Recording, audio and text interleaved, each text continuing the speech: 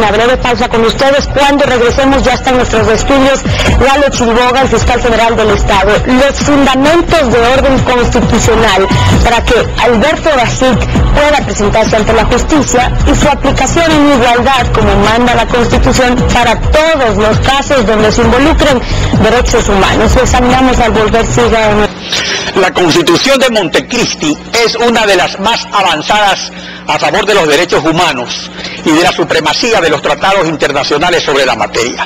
Lamentablemente, autoridades de las diferentes funciones del Estado practican una política de menosprecio a este mandato popular aprobado en referéndum. Sin embargo, dentro de esta penumbra, con el dictamen emitido por el fiscal general del Estado en el caso Dajic, un rayo de luz ha aparecido porque es aplicable a todos los casos judiciales de menoscabo a los derechos humanos. Doctor Lalo Chiriboga, buenos días, bienvenido a Contacto Directo. Muy buenos días, ¿cómo está? Doctor Chiriboga, usted en su respuesta a la consulta del doctor Hernán Ulloa, presidente de la primera sala de lo penal de la Corte Nacional de Justicia, le indicó certeramente lo siguiente. Dice: el artículo 426 de la Constitución manda que las juezas y jueces, autoridades administrativas y servidoras y servidores públicos aplicarán directamente las normas constitucionales y las previstas en los instrumentos internacionales de derechos humanos, siempre que sean más favorables a las establecidas en la Constitución, aunque las partes no las invoquen expresamente, y agrega que como juez garantista tiene todas las atribuciones y facultades para resolver lo solicitado por el economista Dajic. Doctor Chiriboga, hay que reconocer su aporte a la defensa de los derechos humanos, porque esto no lo han venido aplicando ni los fiscales ni los jueces, y obviamente tiene repercusiones en casos similares como el de Yamil Mawad y Abdalá Bucaram. Eso no es así. ¿Cuál es su visión sobre el asunto? Bueno, en primer lugar, creo que el fiscal o la Fiscalía del Estado tiene una doble obligación. En primer lugar, respetar los derechos procesales de las personas que están vinculadas a una investigación penal, garantizando sus derechos constitucionales y los principios establecidos en la Constitución y en los tratados internacionales, por un lado, pero también tiene la obligación de vigilar por los derechos de las víctimas. Por lo tanto, ese doble papel siempre tiene que estar presente en la actividad de las acciones que realiza la Fiscalía.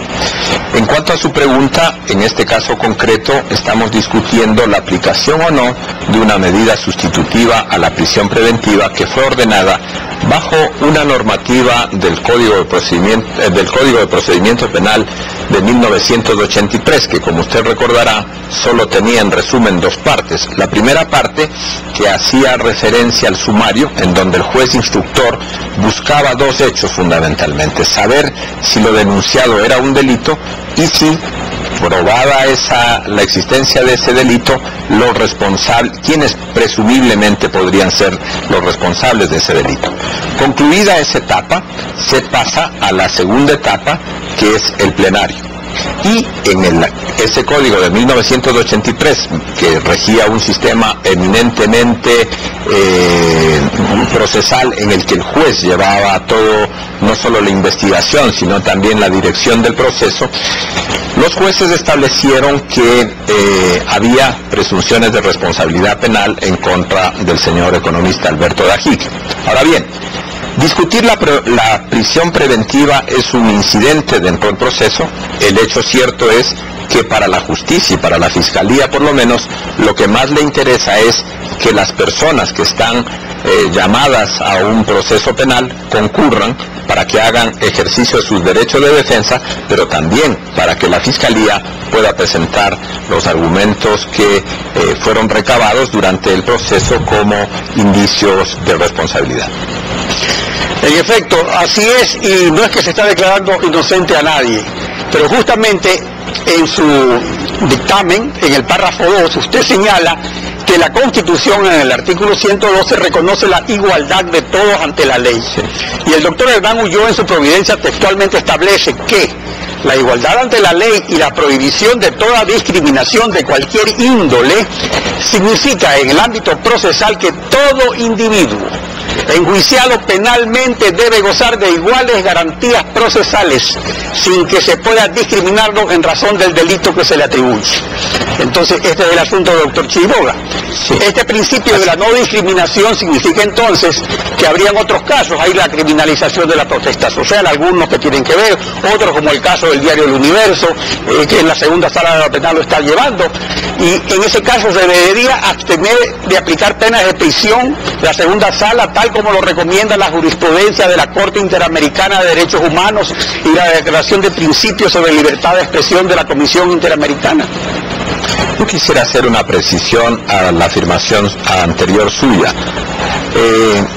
De acuerdo a nuestro sistema constitucional, toda persona es inocente hasta que un juez establezca esa responsabilidad penal. Por lo tanto, si una persona está vinculada a un proceso penal, no es que es responsable hasta que no haya una sentencia. Y por lo tanto, todos los ciudadanos ecuatorianos o extranjeros que estén sometidos a las leyes ecuatorianas, hasta que no haya una sentencia de un juez que declare su culpabilidad, gozan de la garantía de presunción de inocencia. Por lo tanto, el trabajo de los fiscales es luchar para destruir, entre comillas, esa presunción de inocencia y que los jueces puedan efectivamente declarar la culpabilidad y la responsabilidad de las personas sometidas a un proceso penal. Por lo tanto, no es acertado decir que esta persona se le ha declarado su inocencia. La inocencia es un derecho constitucional que puede ser revertido solo a través de una sentencia. Y de una sentencia ejecutoriada, porque una de primera instancia no está ejecutoriada. Pero por eso, aquí lo importante, y ese yo creo que es un aporte realmente muy valioso que usted ha hecho, porque tenemos ya 3 años en la penumbra, después de tener una constitución tan buena en estos aspectos, lo que usted ha señalado. Entonces, es esta aplicabilidad a otros casos en que su antecesor no lo aplicaba, ni tampoco los jueces. Ahora, el doctor Hernán Ulloa, en su providencia, también invoca el artículo 424 de la Constitución, que ordena, dice: la Constitución es la norma suprema y prevalece sobre cualquier otra del ordenamiento jurídico. Las normas y los actos del poder público deberán mantener conformidad con las disposiciones constitucionales, en caso contrario carecerán de eficacia jurídica. Entonces, doctor Chiriboga, el asunto es que tenemos impecables razonamientos jurídicos de orden constitucional suyo y del juez Ulloa. Entonces, por eso es que es la inquietud. ¿Carecerá entonces de eficacia jurídica una sentencia condenatoria contra el diario El Universo cuando existe la recomendación de la despenalización del delito de injuria, que es, claro, privado? Usted tiene que actuar en los delitos de acción pública, pero este es un criterio jurídico suyo de una validez y de una importancia muy grande, no solo sobre el caso del Universo, sino sobre tantos otros casos, como yo decía también, de la criminalización de la protesta social. Sí, como usted comprenderá, yo no puedo opinar sobre casos de acción privada, que bien usted los precisa, ¿no? En cuanto a la despenalización de los delitos de injuria, en la ocasión anterior que usted tuvo la gentileza de invitarme, emití mi opinión. Es decir, creo que los funcionarios públicos no somos menos en cuanto a derechos que el resto de ciudadanos, y por lo tanto, si hay una imputación injuriosa contra un funcionario público, me parece que tenemos el mismo derecho que los otros ciudadanos de defender el honor de su. Esa es una opinión reiterada que la he hecho y me mantengo en ella, ¿no? Claro, así es, doctor. Y yo, por ejemplo, soy un poco mayor que usted, pero más o menos tenemos la misma edad, y nos hemos acostumbrado a eso, a esos principios. Pero también la vez anterior yo le decía que la evolución de los derechos humanos ha marcado que en la última década se despenalice, por ejemplo, la homosexualidad masculina, el adulterio de las mujeres y los delitos contra los funcionarios públicos. O sea, estuvimos acostumbrados a eso, pero hoy hay estos cambios. Entonces, ¿qué ocurre? Que hay otros artículos de la Constitución que refuerzan la supremacía de los derechos humanos, y no solo de los tratados, sino de los instrumentos internacionales. El artículo 417, que dice textualmente: en el caso de los tratados y otros instrumentos internacionales de derechos humanos, se aplicarán los principios pro ser humano, de no restricción de derechos, de aplicabilidad directa y de cláusulas abiertas establecidos en la Constitución. Entonces aquí está la pregunta, ¿son o no instrumentos internacionales de derechos humanos la jurisprudencia de la Corte Interamericana, la Declaración de Principios sobre Libertad de Expresión de la Comisión Interamericana con carácter vinculante para el Estado? Es porque ahí, dentro de eso, es que está justamente esta despenalización, que como usted lo dice es algo totalmente nuevo, pero es lo que está actualmente en vigencia. Sobre la despenalización es un tema desde el punto de vista técnico, jurídico, un tratamiento de la Asamblea, es decir, hace un momento escuchaba que estaban tratando ya en la Asamblea Nacional el Código Penal Orgánico, en el cual la Fiscalía tiene opinión y estamos trabajando con la Comisión de Justicia, estamos trabajando con la Ministra de Justicia y con algunos operadores como el Defensor Público, en donde estamos haciendo opiniones que permitan, desde nuestro punto de vista, aportar a mejorar el contenido de esa norma, que es una norma importante, que ha sido una buena iniciativa del Ejecutivo en este caso, presentarla. Pero como todo es perfectible, estamos trabajando en eso. Y sobre la evolución de los derechos humanos, quisiera decirle que cuando usted menciona la despenalización de la homosexualidad en este país, tuve el honor de impulsar una demanda de inconstitucionalidad de esas normas cuando en este país se sancionaba con una pena de prisión a quien tenía una opción sexual diferente, lo que era un hecho absolutamente aberrante, pero vamos avanzando y mejorando en cuanto a ese concepto de aplicación de las normas protectoras de los derechos humanos, que en modo alguno afectan a la seguridad interna del Estado, y en esto quiero ser también absolutamente claro.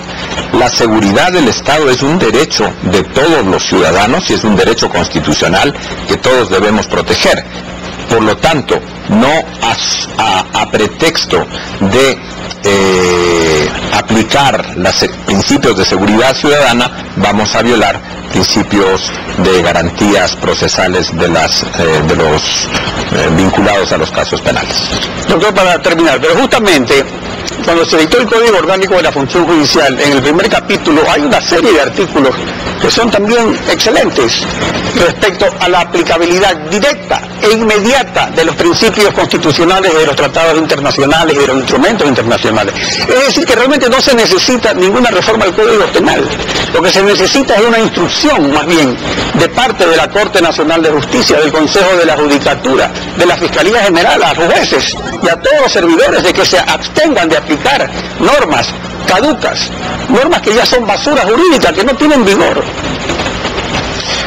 Las sentencias de los jueces en los últimos años son unas sentencias que mejoran la calidad en cuanto a sustentación de las mismas en principios constitucionales y también en normativa internacional. Uno puede ver una gran diferencia de lo que ocurría hace 10 o 15 años a lo que ocurre actualmente. Creo que en eso vamos avanzando y es un aporte importante para la seguridad jurídica y democrática de nuestro país, que los jueces apliquen esos principios y esas normas. Ahora bien, usted insiste en que hay normas que están en contraposición con estos principios o estas declaraciones. Mientras esas normas estén vigentes, los jueces tienen la obligación de aplicarla. Por lo tanto, es un proceso que va evolucionando y creo que con el nuevo Código Penal Integral se mejorarán muchas de esas disposiciones que vienen, como usted bien conoce, del siglo casi XVIII, ¿no? Exactamente, pero en todo caso, dentro de esa base, yo sí creo que es un avance el criterio que usted ha dado sobre esto de la aplicación directa. Ahora, de que se no creo que es un avance que yo he dado, es un avance del sistema democrático y de la Fiscalía en su conjunto. Pero es que antes no se hace y todavía falta aplicarlo. Usted lo ha recomendado y hay un juez que lo ha aceptado en un caso, pero hay otros casos. En todo caso, eso corresponde de cada caso y de cada juez, y usted actuó como debía en el caso pertinente. Doctor, le agradezco su participación en contacto. Bueno, a usted muchas gracias. Son las 7.